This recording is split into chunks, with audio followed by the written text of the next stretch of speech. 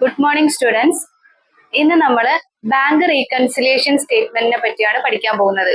Bank reconciliation statement അല്ലെങ്കിൽ BRS എന്ന് പറയും. ചിലപ്പോൾ നിങ്ങളുടെ എക്സാം ക്വസ്റ്റ്യൻ പേപ്പറിൽ എന്തായിരിക്കും, BRS എന്നായിരിക്കും ഇതിന്റെ ക്വസ്റ്റ്യൻ ഉണ്ടാവുക.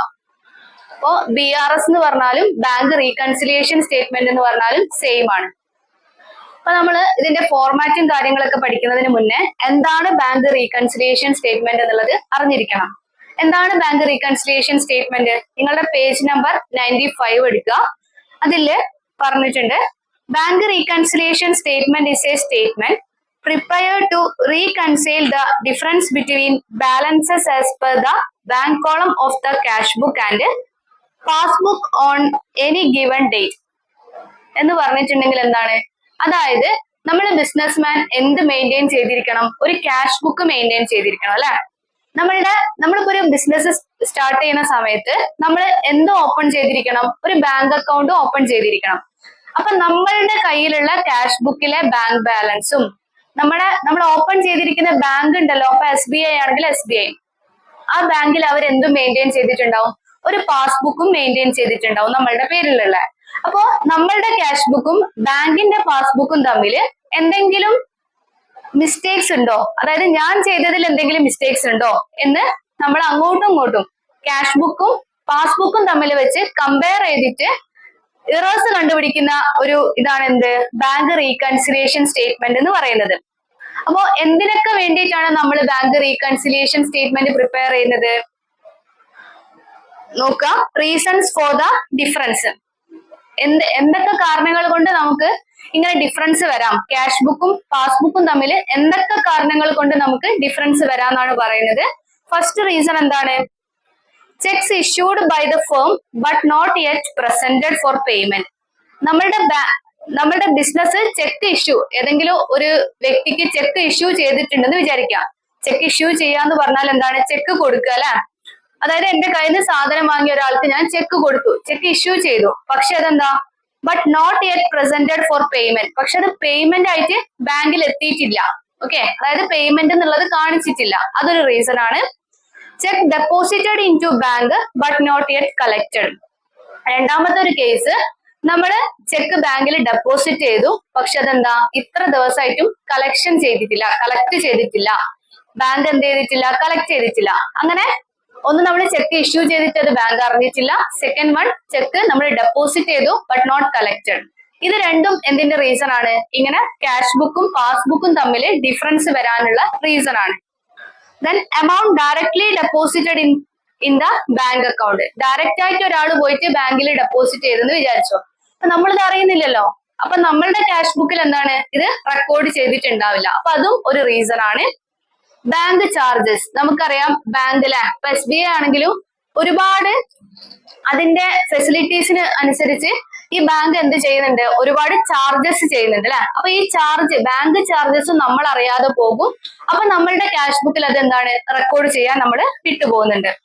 Interest and dividend received by the bank.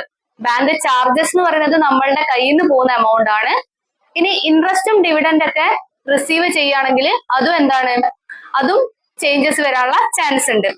പിന്നെ ഒരുപാട് ചേഞ്ചസ്, ഡിഫറൻസ് വരാനുള്ള കാരണങ്ങൾ എന്തൊക്കെയാണ്?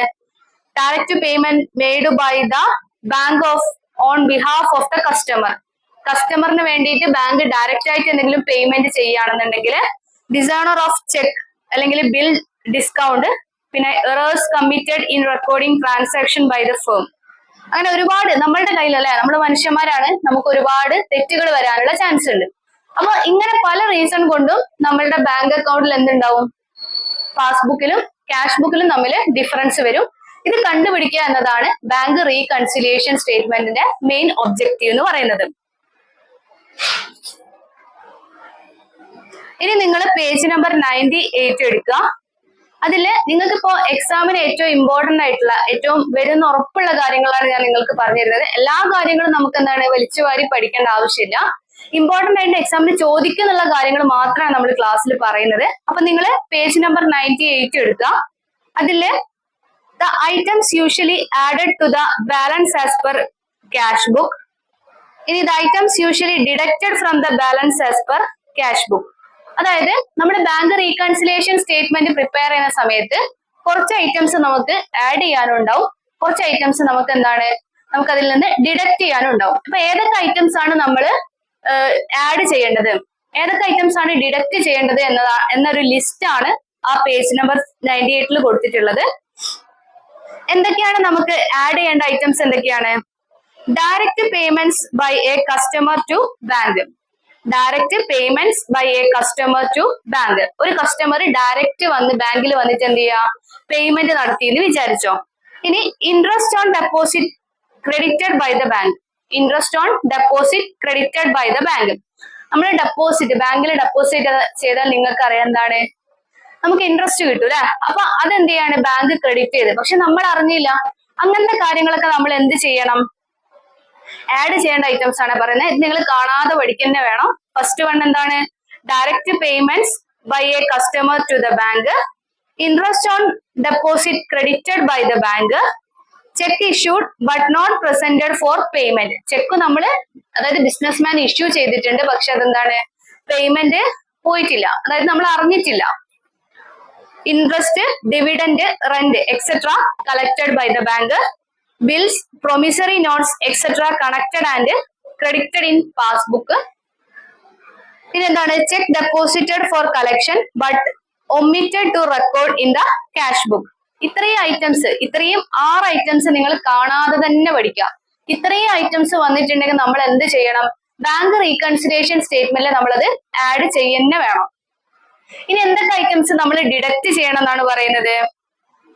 Payment made by the banker as per the direction such as premium, rent, electricity.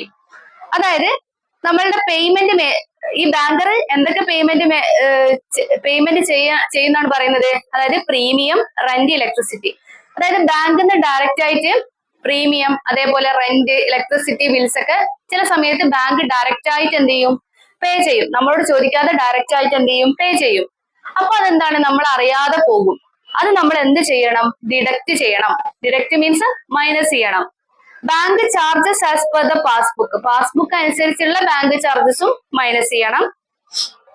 Bill discounted but dishonoured.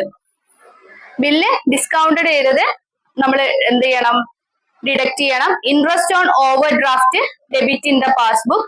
Check paid for collections but not collected. അപ്പോ ഇത്രയും കാര്യങ്ങൾ നിങ്ങൾ എന്ത് ചെയ്യുക, കാണാതെ തന്നെ പഠിക്കുക. അതായത് ഒരു ദിവസം ഒരു 2 എണ്ണം വെച്ച് പഠിച്ചിട്ടുണ്ടെങ്കിൽ നിങ്ങൾക്ക് 3 ഐറ്റംസ് അല്ലെ, 10-11 ഐറ്റംസ് ആണ് വരുന്നത്. ഒരു ദിവസം ഒരു 2 എണ്ണം വെച്ച് പഠിച്ചാൽ മതി. ഏതൊക്കെ ഐറ്റംസ് നമ്മൾ ആഡ് ചെയ്യണം, ഏതൊക്കെ ഐറ്റംസ് നമ്മൾ ഡിഡക്ട് ചെയ്യണം എന്നുള്ളത് പഠിക്കാം.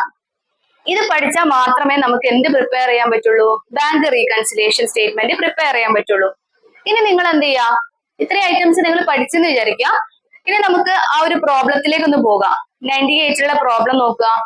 From the following particulars of Messrs Ananya industries prepare bank reconciliation statement as on December 31, 2014.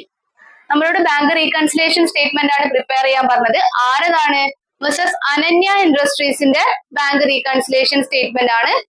ആളെ പേരും കൊടുക്കണം, ഡേറ്റും നിർബന്ധമായി നമ്മൾ കൊടുത്തിരിക്കണം. ഇനി ഫസ്റ്റ് ഓഫ് ഓൾ നമ്മൾ ചെയ്യേണ്ടത് ബാങ്ക് ബാലൻസ് ക്വസ്റ്റ്യനിൽ കൊടുത്തിട്ടുണ്ടാവും. Bank balance as per cash book എന്ന് പറഞ്ഞിട്ട് എമൗണ്ട് എത്ര എഴുതണം? ഈ ഔട്ടർ കോളത്തില് 32,500. ഇതാണ് ഇന്നർ കോളം, ഔട്ടർ കോളം. ഇവിടെ നമ്മൾ എന്ത് ചെയ്യണം? ഫസ്റ്റ് നമ്മൾ ചെയ്യേണ്ടത് bank balance as per cash book എന്ന് പറഞ്ഞിട്ട് 32,500 എഴുതുക. ദെൻ